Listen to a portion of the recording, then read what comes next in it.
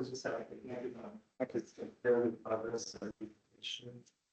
everyone, today is Thursday, February 5th, 2026. We're going to start the services meeting. The first is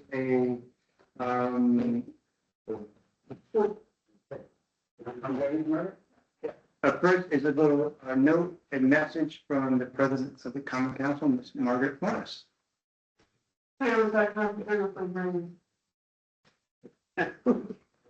So, for all of the committee meetings, I'm coming to the first one, so, just explain the new process. So we will no longer be having the department report to the, informal meeting. They will report to the committees, and then committees will work on whatever issues. It may be something out of the monthly report, it may be something else. And then if there's anything of significance, then it can go forward to the full council. That will go to the council by looking at the calendar. Calendar is important for you. Looking at the calendar, and I'm pretty sure I sent you an email about this. The formal meeting is now the fourth Tuesday of the month, with the informal Monday, 8 days prior. So pretty much the third week of the month and the fourth week. With the exception of finance, which occurs the day of the formal meeting. With the exception of finance, all of the other committee meetings occur before the formal meeting. So we have 2 in the first week of the month, and then we have 2 in the second week. Departments are going to continue to report once a month. You will send your reports into the clerk and the full council. They will get posted, they will not be discussed, and we won't be expecting presentations at the informal. But the report that you submit in February, the one that you will submit in a week from now, that we will discuss in March. Legal committee doesn't have any reports coming in, so that's fine. Treasurer meets on the day of the formal meeting. So in the case of treasurer, we will be looking at reports that are of the month that were in, right? So treasurer will have a report in before the formal meeting, and then our finance meeting occurs right before the formal meeting, and then we'll review the report for that month. So February will be looking at a report in the future record.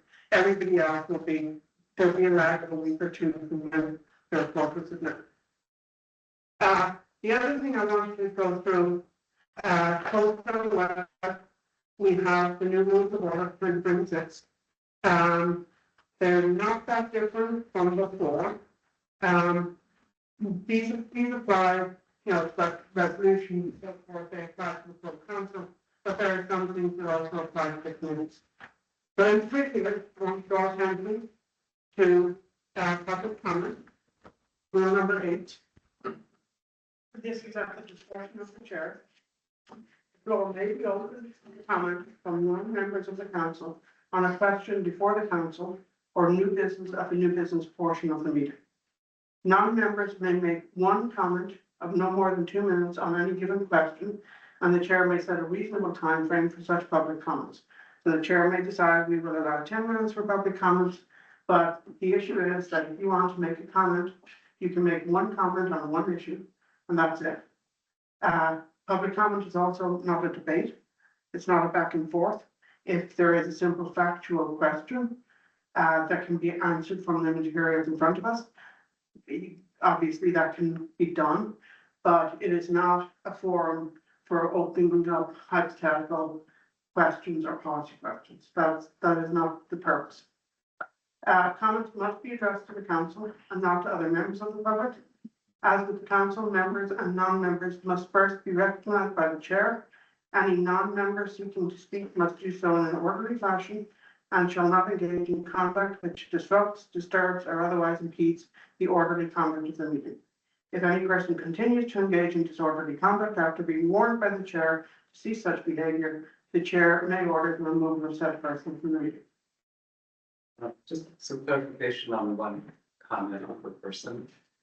If a committee meeting involves multiple departments like fire and police, would a member of the public be able to make a comment Yes. or ask a question about police and that's fire It's one comment per issue, or issue? right? So let's say on the police situation, you want to make a comment about parking. Okay. You can make a comment about parking. Then you also have a comment that you would like to make relating to, car accidents. That's a separate issue.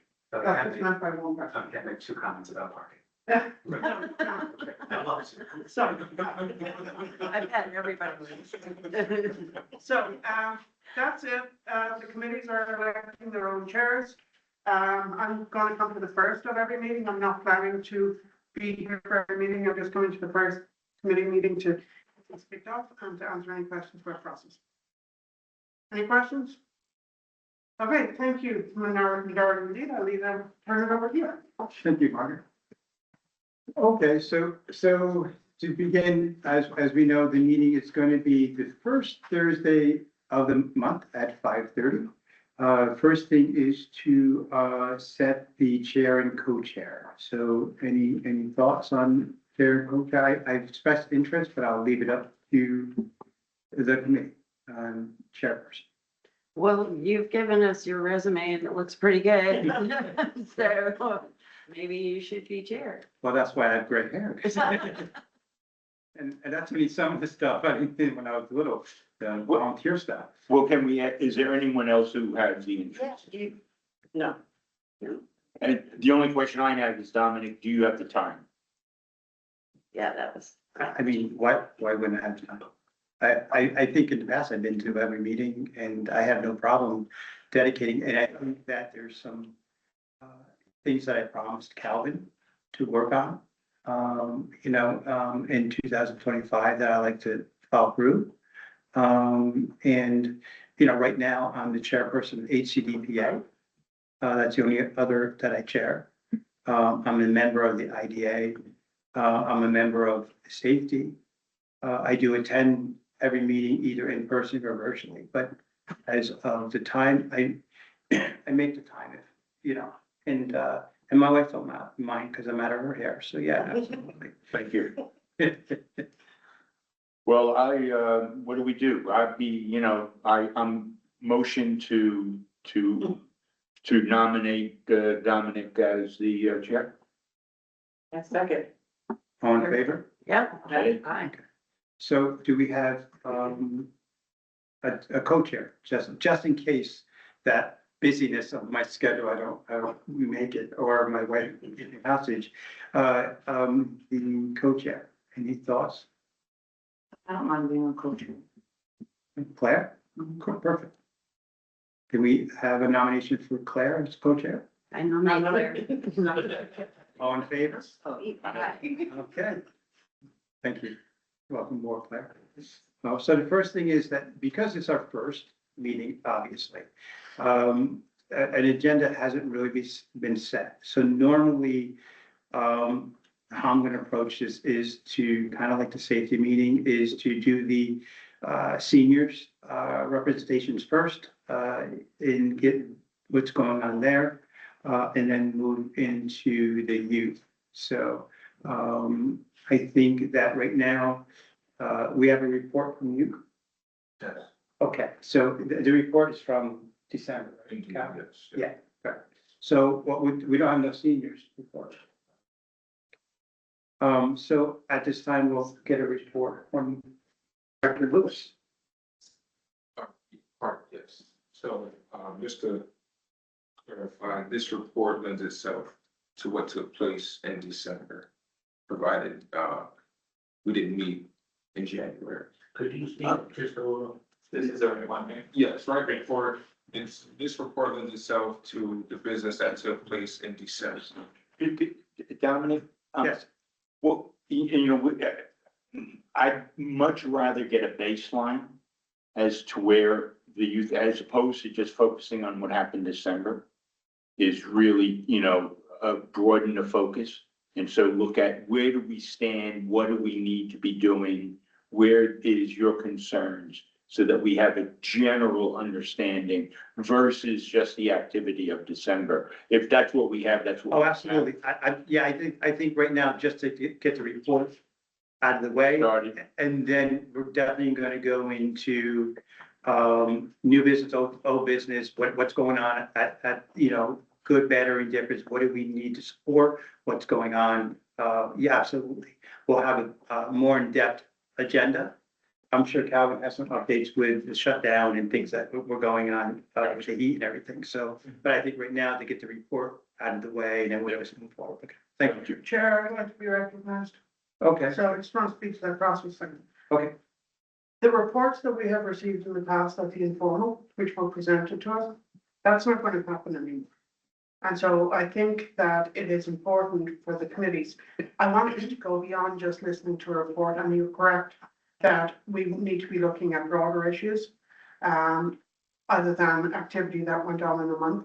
But I think a portion of these committee meetings will need to be receiving, reviewing the written reports by each department. Mhm. And then obviously there should be broader discussion of things that are not necessarily in the report. So, you know, I wanted to clarify that. And this, I believe, is the report you already submitted as, in your normal fashion in January. Correct. Right, thanks. All right, so this is a recap of the program that we offer, again, for K through second, third through eighth, and teen programming. With December, with the holiday break and just the whole, flu season, staff and kids were just kind of, ineligible, throughout that month. But that said, we still had a ton of fun, you know, closing out 2025. Every year we do an annual snowball fight in the gym. It doesn't actually include real snow, but we have make believe snowballs, pretty much like cotton, that we just have a huge, snowball fight in the gym. We were also able to share a toy and a book to, each family, thanks to donations from the sheriff's department as well as the Hudson Farmers Market. And so on the next page here, you can, this is just a visual of some of the books and, toys that we received from those donors. In addition to that, our K through second, they are continuing to do the Literacy Voyagers. That's a program that we do with FRCC. And so, that, again, that typically includes reading a book and pairing that with an activity. So that was led by Mr. Ray. And this, in December, they actually made snow. And so, again, just kind of sticking with the theme there. And then we also had, Miss Juliana. She comes out and she dives into some, into the artistic, abilities of our members. They were drawing mittens and decorating them however they liked. And overall, you know, the kids just have a really fun time, again, just, with literacy and sharing that with an activity. We also were able to receive donations from County Waste. County Waste, they do a community effort where they give back to an organization of their choice. They gave us 24 new bikes. And so we have bikes with training wheels up to bikes for, adolescent kids as well. And so provided they gave us 24, we're gonna do a raffle system to get that out to the kids. I hate to say, you know, Clara gets a bike, but Jen, you don't. And so we're gonna do a raffle to get those bikes out. I'm just curious, do the bikes, are they coming with helmets? Yes, we're Okay. gonna pair them with helmets. Okay. We also do the bike shop, the bike co-op during Yeah. the summer. And so just kind of stemming from that program, we do have the ability to offer helmets to the kids as well. Have you had, anyone come talk about bike safety and how helmets are so important? Outside of, the bike co-op, I think it's an opportunity to collab with HPD Yeah. and come in and offer a workshop and collab, do that, I That'd be think. great. Yeah, and, you know, I think, just with that in mind, we can also, discuss about, e-scooters and yes. e-bikes and things. Yes. the NTSB has a, if you send to them, they'll send you posters and DVDs that you can actually play. It's like a 20-minute, and it's done by kids. I'm sorry, I didn't catch the first part. At the NTSB, the National Mhm. Transportation Safety Board, Yeah. if you send to them, they'll send you 3 DVDs that it's like a 20 minute, that kids produce them and kids, and they talk about helmet safety, bike safety. I can try to find the link and send it to you. Okay. That's it. Yeah, that's the program I use, because I used to do Safety Town, and that's the program I used, and you can even get, coloring books and things like that. Okay. And my, last mention with this slide is, in an effort to support families for the holidays, and this was kind of stemming off of the SNAP, benefit, recovery, Columbia Kitchen, donated gift cards, to the department so that we could get those out to families. And so we did make efforts to, reach out to families to ask if they would, like to receive that gift card. And we we're able to get that to about 15 families. Or individuals. Excuse me. All right, so here we have just showing some staff and student appreciation. On the left, we have Josiah Shivers, who was our our staff of the month. Josiah has been with us for going on 4 years now. So, you know, again, just speaking to the continuity of staff, she's someone that's been with us again for going on 4 years. She helps us maintain our food logs, which are a big part of our record keeping. And so Josiah Shivers, you know, I think she's continuing to grow. She was someone who onboarded, again, is very shy, reserved, but just had a natural knack on working with kids and getting the best out of them. So it's really been great working with her. Julian Cruz, he was our team student of the month. Julian has found his niche at the bike shop. He's been an apprentice at the bike shop, and he's really come to love that. In fact, I think he was actually able to help his siblings learn how to ride a bike for the first time. So that was really cool. And Ayana Fernandez, she to the far right here, she's been with us since kindergarten. She's now in 3rd grade. And Ayana is just a tremendous kid. She often brightens my day. She's a kid that she knows me by name, and she's just a really pleasure to work with. The staff was a former participant. July. Yes, Josiah was a former participant. Is that Johnny's daughter? Who's that? Johnny's daughter? Josiah? Niece, Niece? you know, John Shivers. niece. John Shivers, yes, that's his niece. Okay. Sorry, I didn't realize that was in outside. When that, yeah. So this here is just a snapshot, some of the partnerships that we had during the month of December. And also highlighting some of our continued partnerships. So First Student, they ensure that we get our kids home safely each day after a program. So we are in contract with them to transport the kids home from program. Living Resources, we work with them. We have a contract to where their staff and members come in to utilize the space. They help us with like light housekeeping, maybe organizing like a craft closet or something to that effect.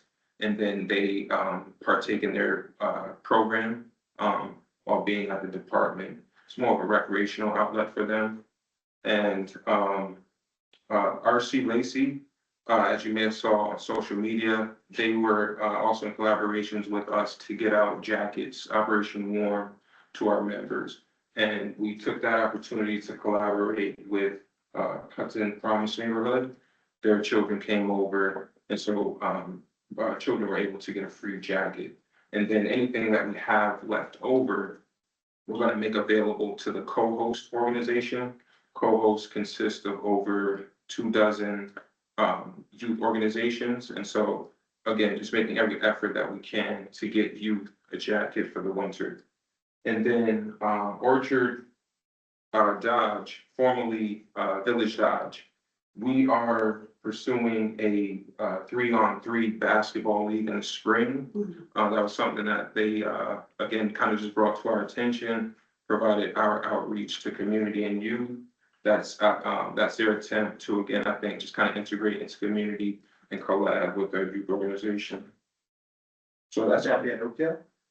Outdoor sprint? so we're considering, I think that's an option. I think the thought was, getting some gym access. But weather permitting, I think that is something that we could probably even host at Oakdale or, you know, at an outdoor court. You mean like high school or? Yes, and yeah, the high school gym, yeah. Yeah. So our youth basketball league is in full swing. After this week, we have one more week. And so, that started, January 2nd. We had over 160 kids sign up. Grades three, we have grades 3rd and 4th, 5th and 6th. And they all feature 4 co-ed teams. Our skills and drills, those are for our little kids, so kindergarten, 1st and 2nd grade. That's where they just really learn the fundamentals of basketball. We had roughly 69 kids enrolled for skills and drills. And then for 5th and 6th, we had roughly 37 kids. For 3rd and 4th, 54 kids. And again, we stuck with the collegiate team names, and so we have schools such as Baylor, St. John's, Vanderbilt, University of North Carolina, Texas A&M, Clemson, Kansas State, and Seton Hall, who Mayor Ferris is a graduate of. We come to learn. Our coaches are made up of volunteers from the community, and our referees are primarily high school students.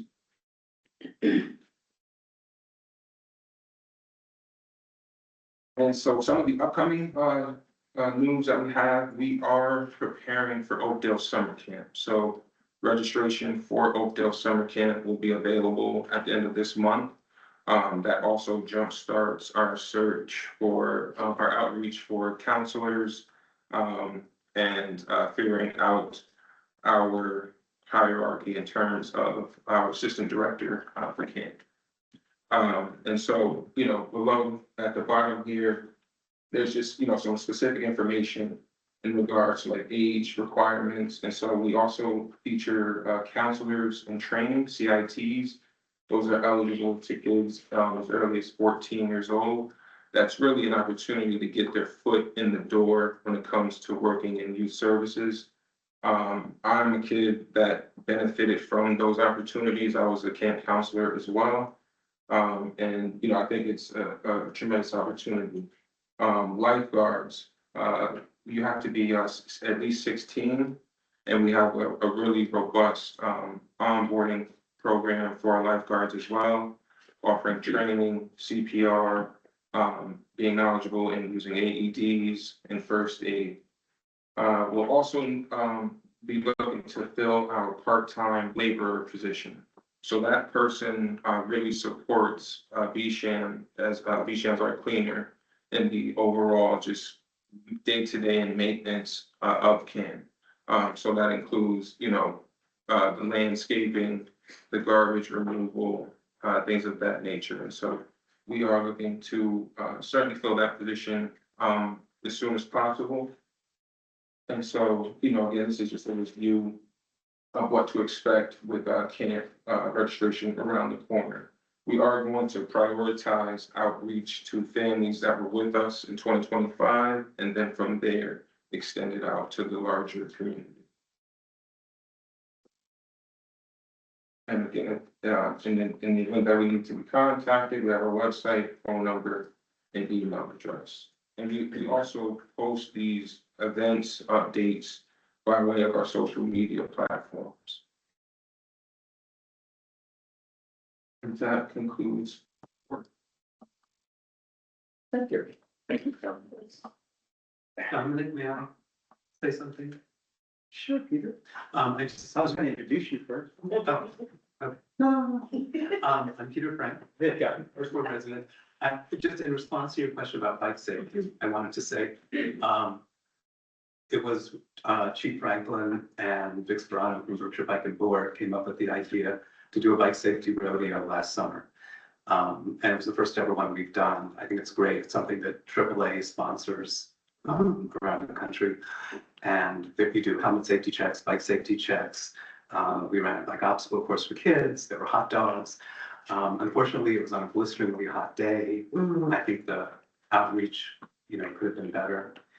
So we didn't have very much attendance, but that is something that Chief Franklin and the Bike Co-op are interested in working together on in the future and doing more, community outreach around bike safety. And we hope that will become an annual event. I think it's important. Yes, I agree. And we've also been very fortunate this year that through Berkshire Bike and Board, who's reached out to some of their vendors, and through the United Brain Association, we've gotten many, many more donations of high quality bike helmets. Great. And so we've been able to distribute. In the past, only when people who went through the Build a Bike program would be given a helmet. But we had enough helmets this year that Erin, the lead mechanic, whenever she noticed a kid who had a helmet that wasn't high quality or didn't fit well, she was able to give free helmets out to lots of kids in the community. That's great. Especially with the increase in e-scooters and e-bikes. And we've already had some very major accidents. I think it's really important to start the education for that really early to make sure that people's brains are protected. No, definitely. Yeah. I can agree. Yeah. Peter, if you don't mind, why don't you give just a little background of Friends of Hudson, just because I know you do a lot of outreach, you do, so I think just because it's our first meeting, and so if you don't mind. Sure. So Friends of Hudson Youth started in 2018. It's more or less a booster club to the Hudson Youth Department. We raise money for lots of programs which are outside of the city budget. Year-round for the youth department. We work very closely with Calvin and with Lakira, the program coordinator.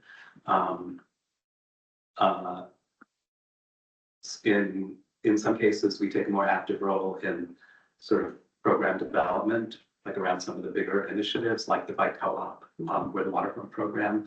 Those are the two things that we where we invest the most. The waterfront program, the total annual budget is about $100,000 a year, and Friends of Hudson Youth covers about half of that between equipment, supplies, lifeguard payroll, and lifeguard training.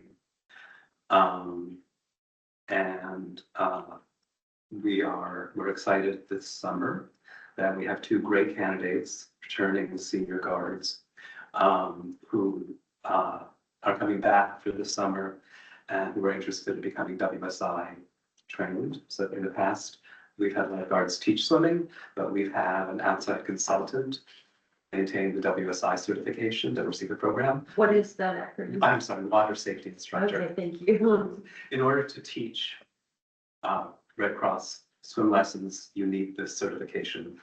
And so that you can not only teach kids to swim, but appropriately deep water test them and give kids permission to go out above their shoulders in the deep water. And, for obvious reasons, you need a lot of special training to be able to do that safely. So we're going to have that WSI competence on staff at the beach, which is, will be really great for the program. And hopefully we're going to try to, years and years ago, more of the lifeguards had this training. But the people who are able to give, the WSI trainers are few and far between. They're done locally. We might have to send Isaiah and Tony, to like Westchester or Long Island to get training. Last time it was Silver Bay, probably around it, right? Silver Bay does a lot of the week training. Yeah, but it's it's an expense. Yeah. But it's something that we're happy to pay for because our main focus is the programs for the kids, but the youth department is also one of the largest employers of young adults and teens in the county, and we want to really have workforce training opportunities and create pipelines. And lifeguard, because being a lifeguard is one of the best job training opportunities you can get, right? Because you not only learn safety skills and CPR, but you learn teamwork, leadership, communication, working with the public, all kinds of skills which And it seems like there's a real shortage in the marketplace for. There's a nationwide shortage. Mhm. And so, and we've been able to keep a lifeguard staff at Oakdale because we've been able to offer free training.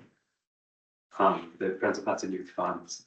And we've also been able to bring the salary up so that we're competitive with Lake Taconic or Zoom Flume, which the city wasn't in the past.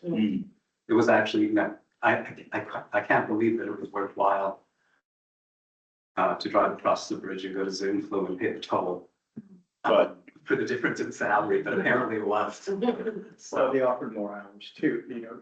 yeah, that's And that's another thing with your offering with lifeguards, it allows our hours now to open up at the waterfront. I mean, at the Oakdale, that in the past, they closed us, so now they're expanding hours. It's also a benefit It's open. to the community, yeah.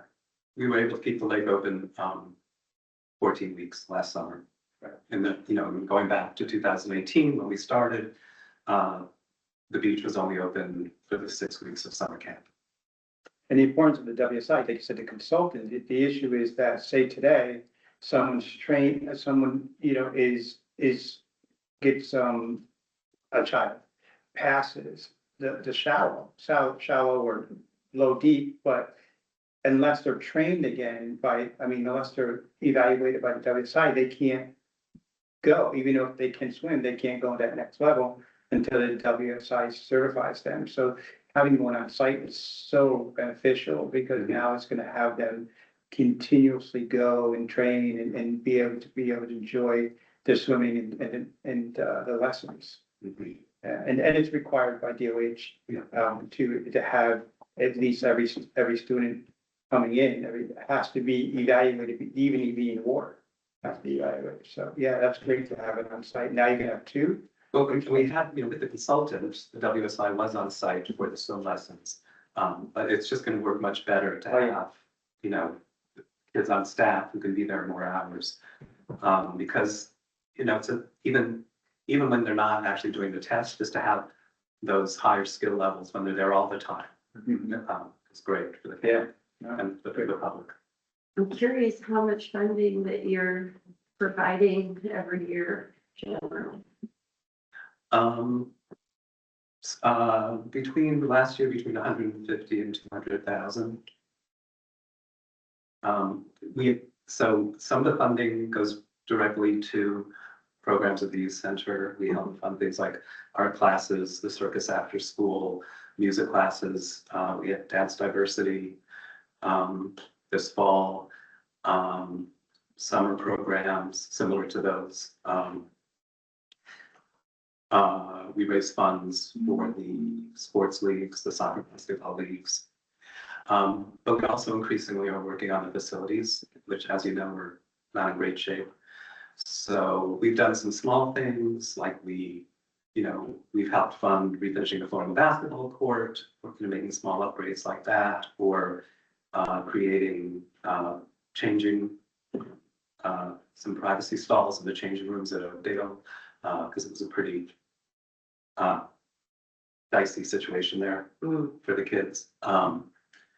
And we made, some other improvements to the trail. The reading platform, right? Did you do a reading? The platform and the bridge. We've merged with Friends of Oakdale Lake, and so we're continuing the water quality work they've done. We, as you know, in 2024, there was a harmful algae bloom, and we had to close the lake for the last 3 weeks of the summer. That was even more spread in the county in 2025. It was almost every pond and lake had it, including the Hudson River for the first time in years. Oakdale Lake did not. And I would like to think that that is due to we started a new non-toxic algicide treatment, and we had aerators installed, and we did some manual raking that Lloyd helped us with. So all of those interventions meant that the lake stayed open. That had no harmful algae bloom all summer, which was a real win. And we're working on some larger capital projects, hopefully coming up in the next few years to improve the facilities So, we do things like, we have a crew come in every year and remove poison ivy from the high traffic areas. So, it's not something that you see, but it's something that really makes a difference, especially for the campers, slides and sandals running around in the woods. Yeah. And it's not fun to get poison ivy. Yeah. Well, thank you. Thank you. Okay. Yeah. For all you do. Calvin, anything else to update us on? If you're stressed for 2 weeks? Yeah, so, coming off of probably the biggest snowstorm since the pandemic, right? Tuesday, we landed to, issues with the boiler. And so, we tried to, have a as normal as possible on that Tuesday. So we did have, programming at the library. But for the rest of that week, we did cancel our program to give us the ability to just strategize and game plan for the week. And so realizing that the boiler was an issue, we reached out to our vendor to come and check things out. And so it needed some parts, one of which was a control panel. And so the control panel, that's essentially the motherboard to the boiler. So we had to pretty much hurry up and wait for that part to land. And then once it got here, that brought us into the following week. And so once it was installed, we had to let it run to see if that was the issue, and run overnight. And so we did the troubleshooting, because the thing is, in order to have youth and staff in the building, we have to maintain a level of 65 degrees at least. And so we were teetering at about 61. And so again, we were just really troubleshooting to see how we could just get the temp up and keep it constant. And so as of today, the thermostat is reading 68 constant. And so we are in that safe zone to return back to our regular scheduled program.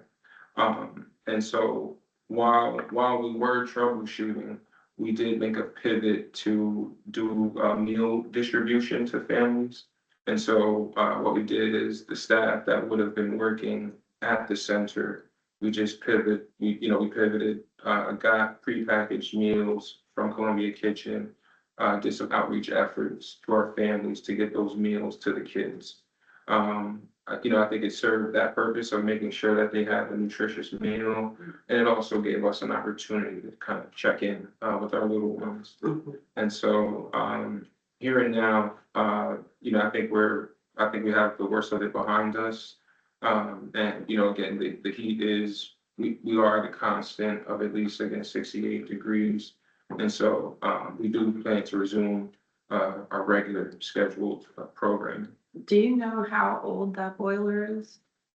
Out of curiosity? I don't think it's that old. I think it was placed maybe 5 to 8 years ago, maybe. Okay. And When are you gonna start back up programming?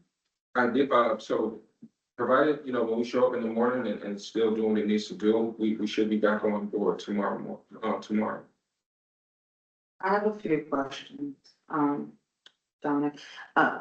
Calvin, in that you mentioned, like a third-party contractor, was that a new relationship? Is that a relationship that you had, or did you feel like, you were adequately supported in that crisis? So it's a returning vendor Okay, that we work with. It was,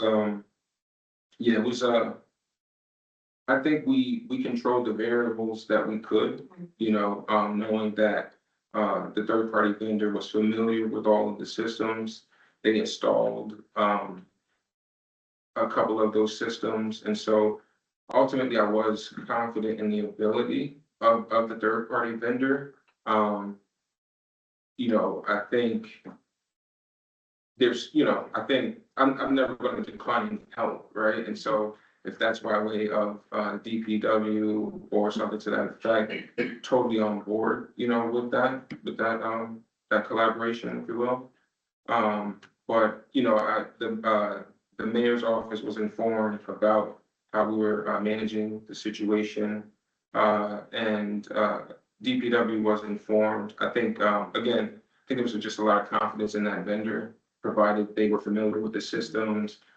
They were a former employee of DPW. And so, yeah, we were really just kind of putting our eggs in that basket, if you will. The initial question is, you highlighted like the cleaner position and how much that person is holding. I'm wondering about like the sustainability of, we've always had criticisms of like the building itself and the infrastructure and what it takes to support that building. So just an initial concern, is like somebody on site that could like respond actually to. Yeah, because, yeah, we do, I think perhaps unfairly, those duties fall on our cleaner, which is, I think it is a liability to put those responsibilities on a cleaner, and ultimately they're working out of title. So I think in the long term, that isn't sustainable. I think that we need to strategize on having a maintenance worker. The building constantly has needs. And, you know, we do our best to patchwork things together. But again, it's with, I think, a good deal of liability. You know, it isn't an effort to provide comfort in an adequate setting for the kids. But support is needed. So before you said that you were looking to fill a part-time laborer position, would it be a part-time maintenance person then? So that laborer position is specific to camp. Okay, So it's more that position would be, very specific to the upkeep of the Oakdale Park. could that person do both roles since one is one season and the other's another season? I think it's a strategy. I think something that we can. I think a labor and maintenance are two different job descriptions. Right, but if you're a maintenance person, you could do both of those Do you that things. exists in civil service, I think is what he's saying. Like, Oh, you mean, okay. Yeah. So if they were, yeah, okay, if they Karen, were. who owns the building? I'm sorry. That's all right. Who owns the buildings? The youth center? Yeah. The city of Hudson. So, DPW is available. Do you use them? We, yeah, I think we could work more closely together, for sure. But, you know, I think there is opportunity to work. Reach out to those guys. They're great. Yeah. And whatever you need, because I work in a building that's rented from the city. DPW is our first call. Indeed, yeah, and so, I can certainly lean into that. But I think a boiler is a very specific thing. You need to be, Hence the outsourcing, I Yeah. guess. Right. Yeah, Yeah, I don't think there's anyone in DPW that is certified to fix a boiler anyway, so I don't think that situation. I mean, I think a vendor that knows it, that, you know, I think that's probably, you know, the option to continue. Right. Because especially how often again, if you haven't had an issue in a couple of years, then right, it's about, you know, the time, and it might be a maintenance issue, might turn cleaning it, like it might be a cleaning issue that you need to be done every year. Which it should be done every year, you know, cleaning, servicing. Mhm. I do have a question, since we're closed for the, you know, the time.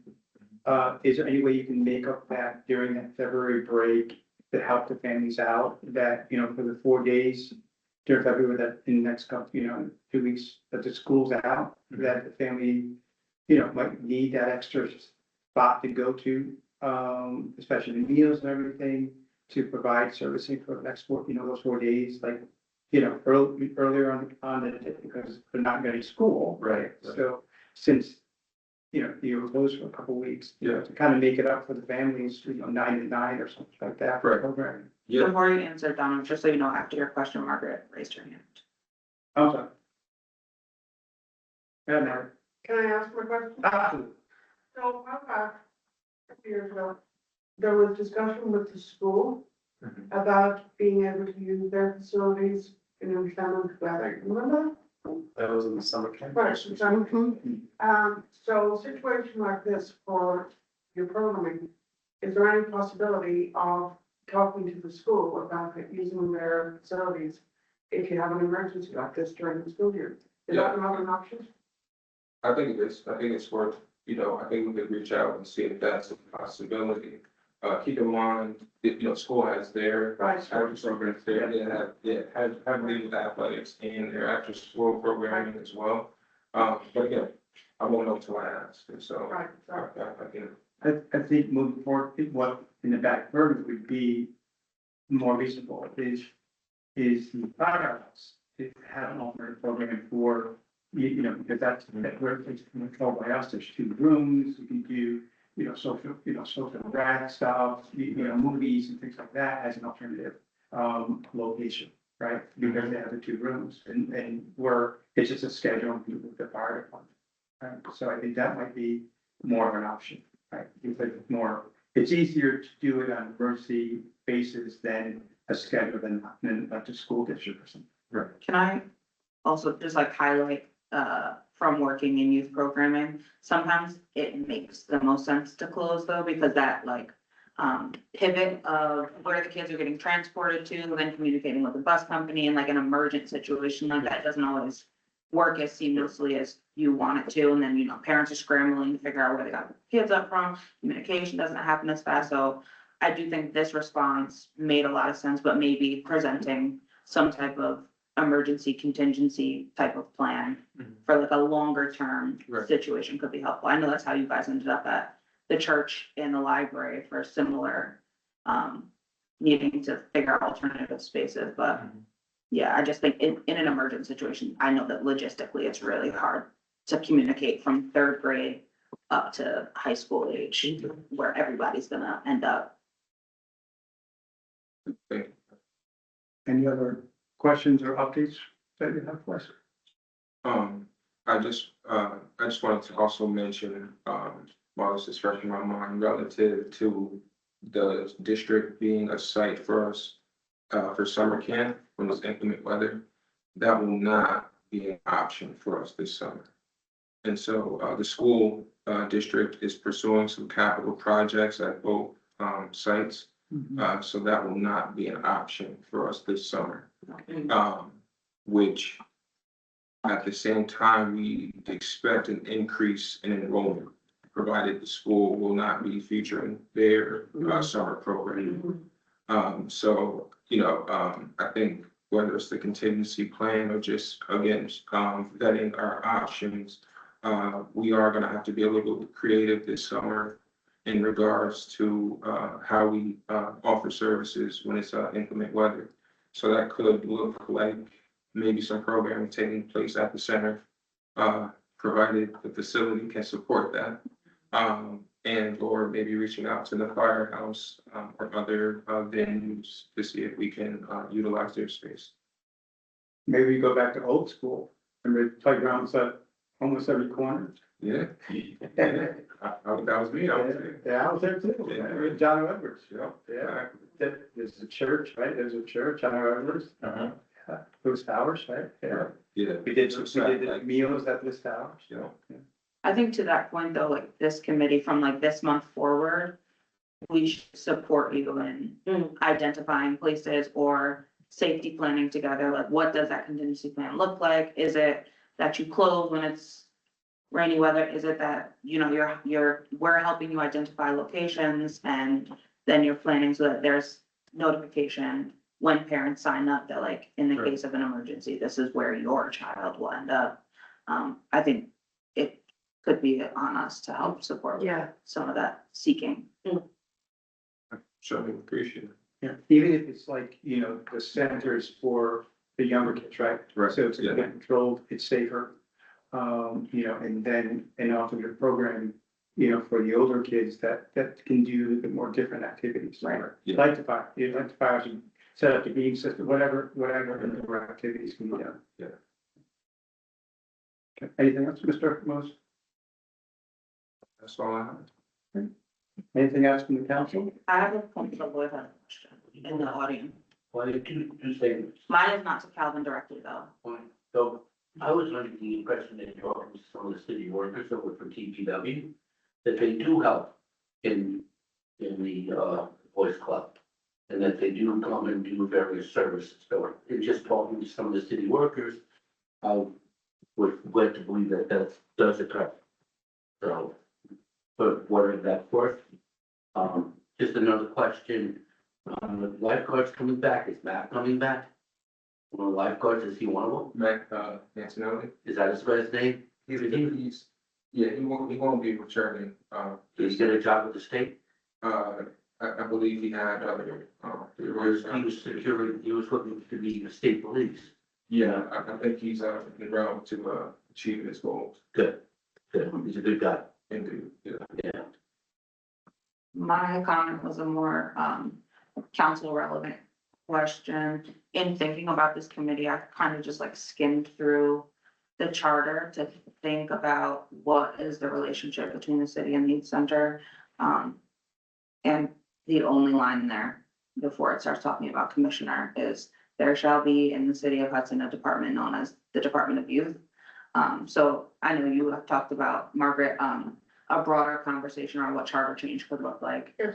So I would like to just highlight that we more clearly define the relationship and responsibility of the city to the youth center, especially for moments like this, like, is it maintenance support? Is it, you know, a quarterly check of the building to make sure that everything is in line, like all of those Mhm. type of considerations.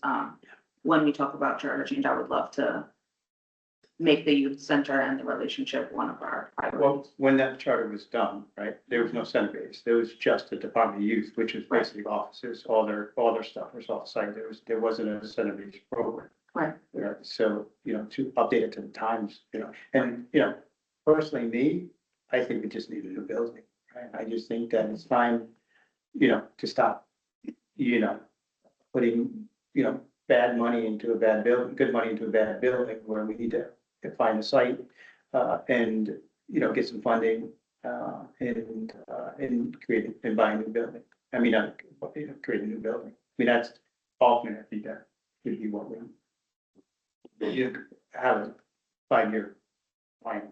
You have a new building, which would help in terms of maintenance, right? Because it won't be as patched with duct tape, you know, as, you know, or pigeons that live up in, they still live up there?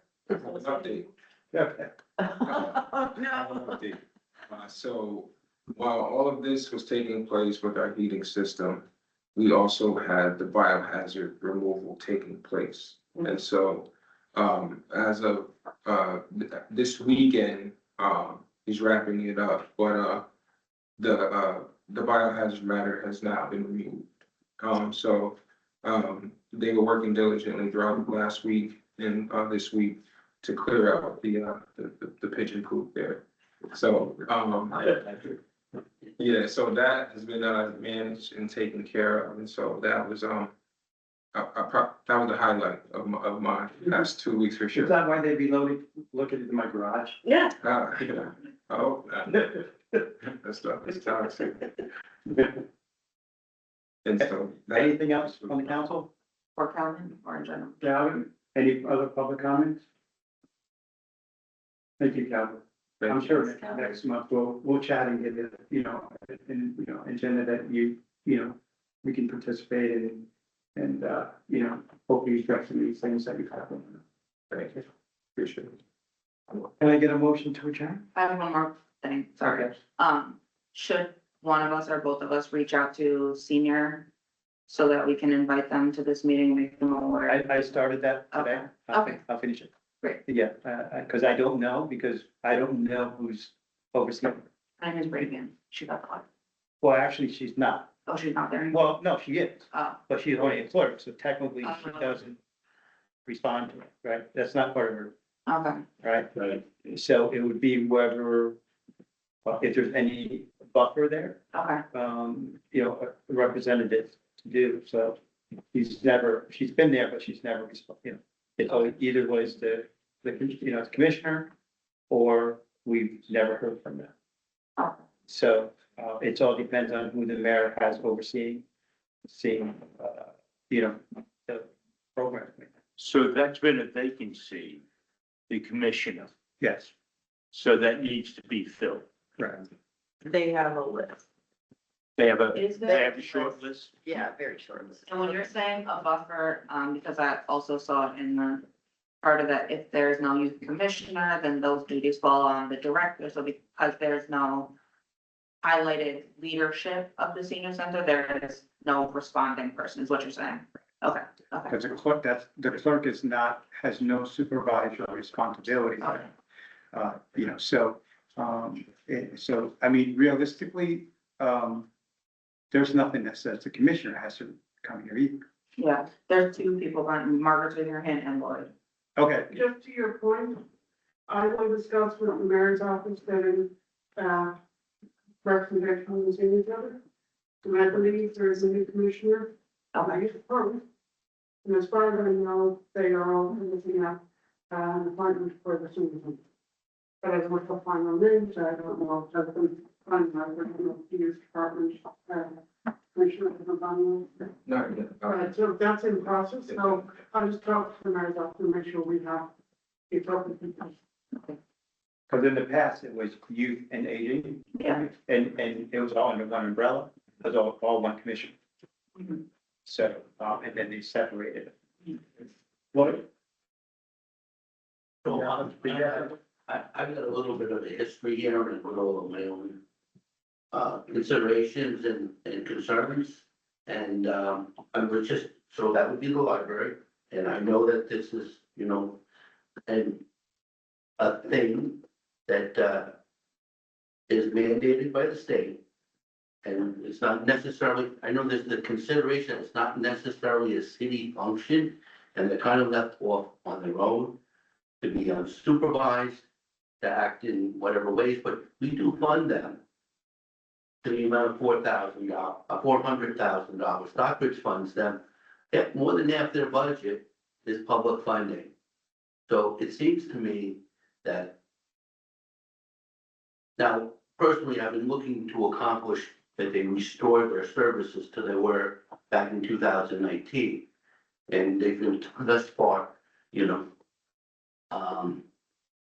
not agreeing to my thoughts on those subjects and stick with, so, listen, whatever they want to do, I do think there's a fiduciary responsibility on the part of the city when you're spending $400,000. You know, and then, Well, Lloyd, one thing. We're spending $400,000 not by our choice, it's by the voters' choice, right? So what control do we have? It's the voters that voted that. We have no control over that money. Right? Should I just make a point of order here? This is the kind of debate. Yeah, No, I'm just saying, he's saying that. I made my statement, I'm done. It's also not pertinent to the youth department. Well, what are you saying to senior staff? No, I'm not talking about seniors, I'm talking about the services, The library. I'm talking about the library, so just to wrap up, I would consider adding library supervision to the services committee. Okay, thank you for that. comment. I appreciate that, thank you. I'll make a motion to adjourn, but I wanna ask Calvin. Sometime this week or next, can you just send us anything that needs to be considered with like securing locations, safety? How many people does it need to hold, those type of things that we should be thinking of as we're looking? Will do. I'll make a motion to adjourn. And meanwhile, Calvin, I'll double check with the St. Mary's Great. It's a good location, to see if that. it's a good location. Second? Blow up, Yes. second? Aye. Thank you.